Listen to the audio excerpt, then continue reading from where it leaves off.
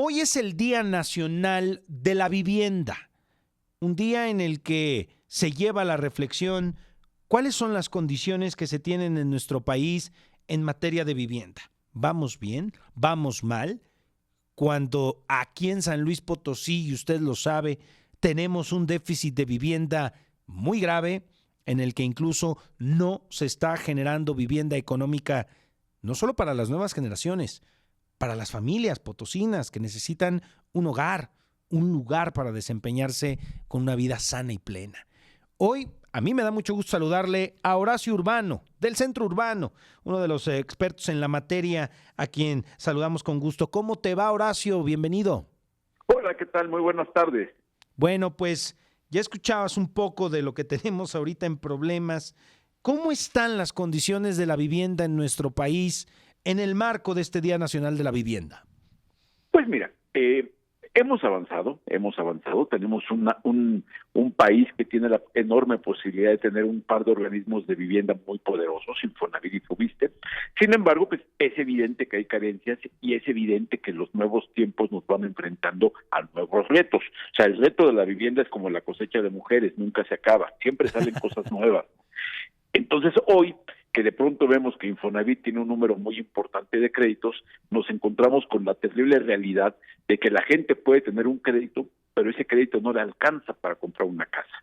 Las casas subieron de precio, no se están pudiendo producir viviendas económicas, y el que no se produzca vivienda económica es muy grave porque es donde se concentra la demanda. Entonces, tenemos un problema donde ahora que pareciera que por un lado tenemos en vías de resolver el tema habitacional con opciones de crédito muy importantes y muy amplias, pues resulta que no hay casas en que ejercer esos créditos, ¿no? Entonces, es un reto importante. Sí, que desde que Infonavit dejó de construir vivienda, este tema de los créditos se volvió una posibilidad para muchos trabajadores y trabajadoras de este país, pero pues ahora se topan con la realidad de que están los créditos, de que Infonavit les dice vayan por sus créditos, pero pues ¿a dónde si no tengo vivienda ¿No? que comprar?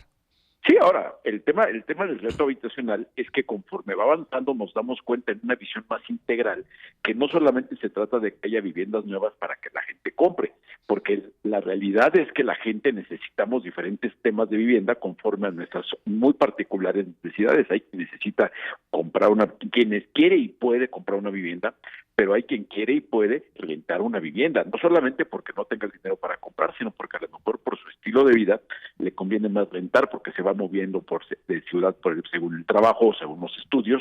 Hay gente que lo que necesita es construir, hay gente que lo que necesita es remodelar. O sea, la verdad es que lo que necesitamos es hacer un reconocimiento de cuál es la estructura de la necesidad de vivienda y que existan condiciones para cada persona, ¿no? O sea, y eso es lo que de pronto cada vez cada X tiempo hay que actualizar la lectura del problema para actualizar la oferta de soluciones. Una de las cosas que estaba notando en estos recientes días, incluso informes nacionales, era que Infonavit incluso estaba otorgando más créditos, pero se está encareciendo las propiedades y con ello los créditos están siendo menores, o sea, está teniendo un efecto adverso. Pues mira, sí, está pasando una situación que ante la falta de vivienda, los créditos que se están colocando son para viviendas de tipo medio y residencial. Hoy la realidad es que el crédito bancario para vivienda está en un promedio nacional de 2.1 millones de pesos, que es evidentemente muy alto para la estructura de la sociedad. Ahora, si vemos cómo están los créditos hipotecarios, no solamente considerando los bancarios, que obviamente se puede suponer que son para gente de mayores ingresos, pero bueno, vamos a los datos. El Foviste, su crédito promedio está encima de 800,000 pesos, y en el caso de Infonavit el crédito promedio está encima de 600,000 pesos. O sea, la realidad es que esos créditos están en esos promedios porque no se están pudiendo colocar los créditos económicos porque no hay casas para ejercerlos. Y una de las cosas, Horacio, que hemos notado es de que también la forma de vivir en un hogar, en una casa, ha cambiado. Ya quedaron lejos esas casas grandes, de jardines amplios, de salas enormes, de cuartos o habitaciones suficientemente grandes para tener diversas pues cosas de la recámara ahí adentro, porque la vida se ha hecho cada vez más corta en tiempo, es decir, pasamos demasiado tiempo en el tráfico, pero también en el tiempo del trabajo, prácticamente ya de la casa salimos de trabajar y llegamos a dormir, ¿eh? Ya es la Sí. gran mayoría el estar, por eso las casas se están haciendo más chicas también, Horacio. Bueno, y porque así como se está transformando la demanda, tiene que ver también con que como sociedad, como personas, estamos cambiando. Antes tú veías que hasta en los programas de televisión, los Picapiedra, por ir más lejos, es papá, mamá, un Todos la niño que veíamos cayó. juntos. Pero ese era el núcleo familiar. Hoy cuando hablamos de la estructura de la sociedad mexicana o de cualquier lugar del mundo, tenemos que hablar que hay un montón de agrupaciones familiares. Puede ser papás y mamás con hijos, papás y mamás sin hijos, papás y mamá con hijos y con mascotas, familias de un mismo sexo. Tenemos que hablar de personas, muchos jóvenes que quieren vivir solos y se vale, ¿no? La independencia famosa que quieren vivir solos. Entonces, hoy hay que entender que el rezago habitacional tiene que ver con necesidades bien diferentes. Entonces hay que tener una creatividad y ahí es donde la política federal de vivienda se tiene que complementar con lo que haga cada gobierno local. De nada sirve que haya una política nacional poderosa porque, a ver, a nivel nacional, Infonavit tiene los créditos, Foviste tiene los créditos, los bancos tienen créditos. Pero lo que está pasando es que en los gobiernos locales está faltando la creatividad para que haya las suficientes ofertas de productos acordes con la necesidad de cada familia. Cada gobierno local se tiene que preocupar de pensar, a ver, ¿dónde necesito viviendas? ¿Cuántas viviendas necesito? ¿De qué valor? ¿Para qué agrupaciones familiares? Por ejemplo, lugares donde haya muchas universidades, hay que pensar, necesito hospedaje para que haya vivienda para los que vienen de otras comunidades a estudiar aquí, o sea, vivienda para estudiantes, vivienda para adultos mayores. Y eso tiene que ver mucho con lo que haga cada gobierno local, ni siquiera estatal, tiene que ver con los gobiernos metropolitanos municipales. ¿Por qué les cuesta tanto trabajo a los gobiernos locales el poder darle celeridad al tema de la creación de vivienda, sobre todo vivienda económica, que es la que se requiere mucho aquí en San Luis Potosí? Hemos visto con mucho recelo cómo Querétaro le ha dado un impulso bárbaro a la industria de la vivienda, León, Aguascalientes, que ni siquiera es un estado tan grande como el de extensión territorial como el de nosotros, y le han dado un impulso a esa agenda de la vivienda. ¿Por qué nos cuesta tanto trabajo, Horacio? Pues mira, hay varios temas. Uno de ellos es cómo se gobiernan las ciudades. A veces pareciera que el ámbito metropolitano no existe y se quiere ver como si cada municipio fuera totalmente autónomo. Y no, la verdad es que muchos municipios forman parte de zonas metropolitanas, tendrían que haber proyectos integrales, ¿no? Por ejemplo, estabas hablando tú de los problemas de los accidentes viales. El tráfico de una ciudad, el transporte de una ciudad, se tiene que ver de una instancia metropolitana, no pensar lo que hay pobremente puede hacer un municipio, sino pensar en grande. Y lo mismo, o sea, si en una ciudad como San Luis Potosí hay esa zona industrial requiere que haya cerca viviendas, que haya cerca comercios para la gente que vive en esas viviendas, escuelas, centros de salud, y eso tiene que ver con instancias de planeación. Un tema es que tenemos una muy mala cultura de la planeación urbana y no entendemos que la planeación urbana tendría que definir dónde se tienen que ubicar las viviendas, los comercios, los centros comerciales, los centros de salud. Tendría que definir eso y tendría que definir cómo hacer para que haya vivienda para los segmentos de población que tienen que vivir ahí. Porque lo que está pasando es que se están haciendo las viviendas que se puede hacer y no las que se debe hacer. Entonces, eso provoca que se construyan viviendas que quedan en lugares donde no responden a la necesidad de la gente y con precios que no responden a lo que puede pagar la mayoría de la gente. Y que hemos perdido mucho la brújula, ¿no? De lo que es la calidad de vida, porque mucha gente confunde la calidad de vida con el vivir bien, ¿no? El decir, pues vivo bien, tengo calidad de vida, y no es así.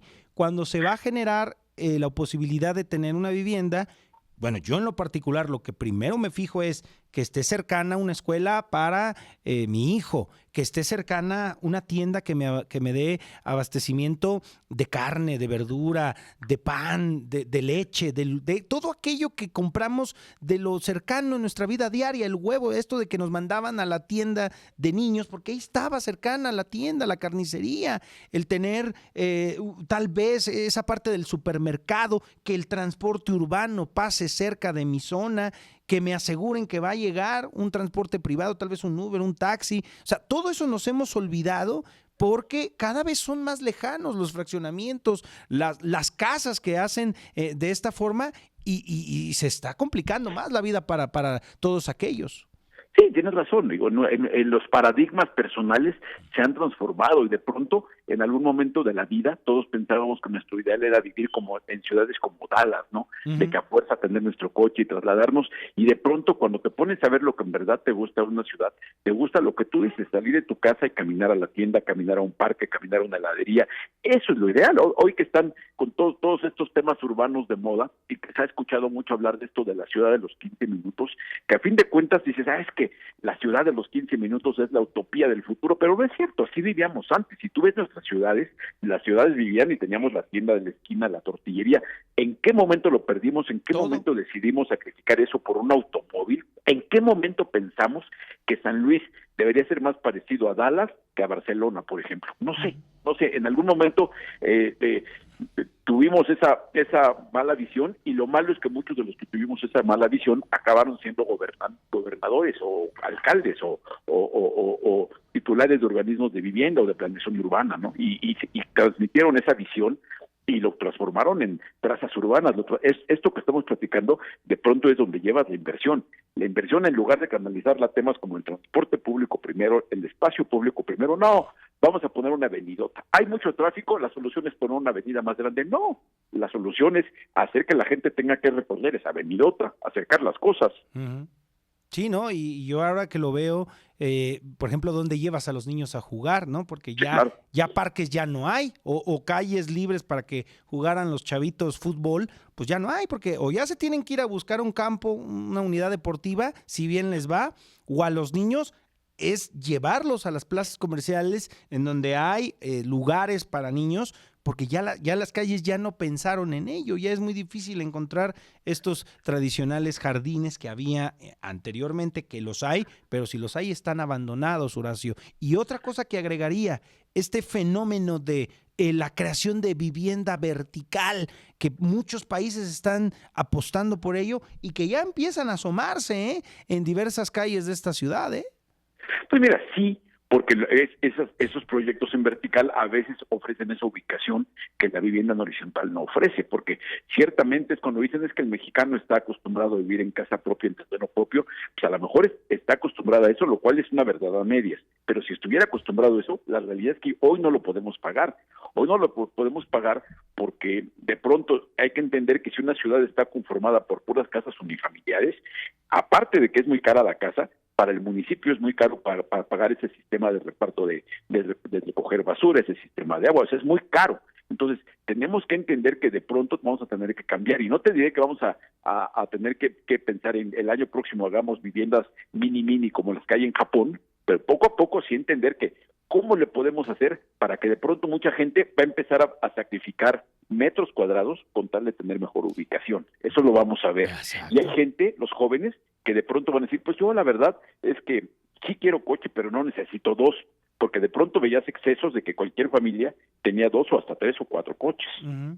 ¿Y dónde los metía? Pero dijiste un punto clave, Japón.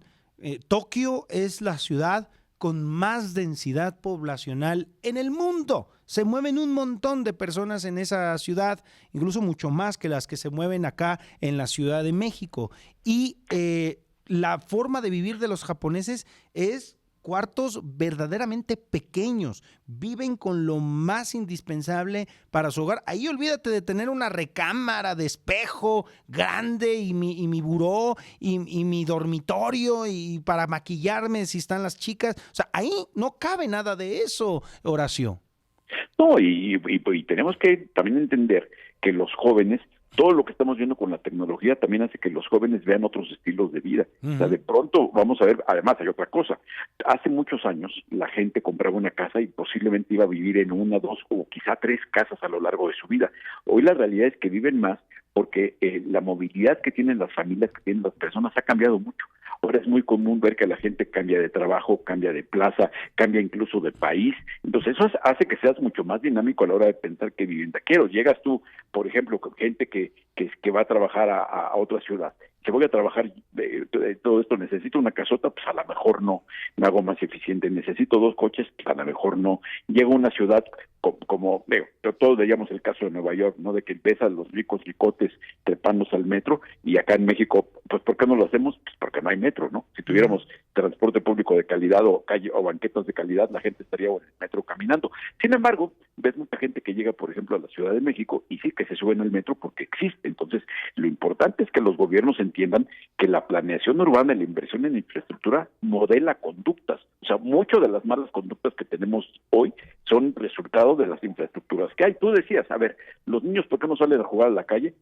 Porque las calles no son seguras, por muchas cosas, ¿no? Por los accidentes, por la delincuencia, por muchos motivos. Entonces, si hacemos que las calles sean seguras, por ejemplo, ahora está dando tendencia también a nivel mundial de cada vez hacer más calles peatonales. Si tuviéramos más calles peatonales, en una calle peatonal sí que es más seguro para un niño que camine, que juegue, todo aquello. Entonces, tenemos que pensar cómo queremos vivir y actuar en consecuencia y pensarle, a ver, ¿qué quisiera yo vivir? ¿En ciudades como Dallas, como Atlanta, o preferiría vivir en ciudades como Barcelona, como París? Porque eso, a veces la gente que tiene la oportunidad de viajar, llega acá y se le olvida qué es lo que le gusta de París. ¿Qué te gusta de París? Que sales y caminas. ¿Por qué caminas?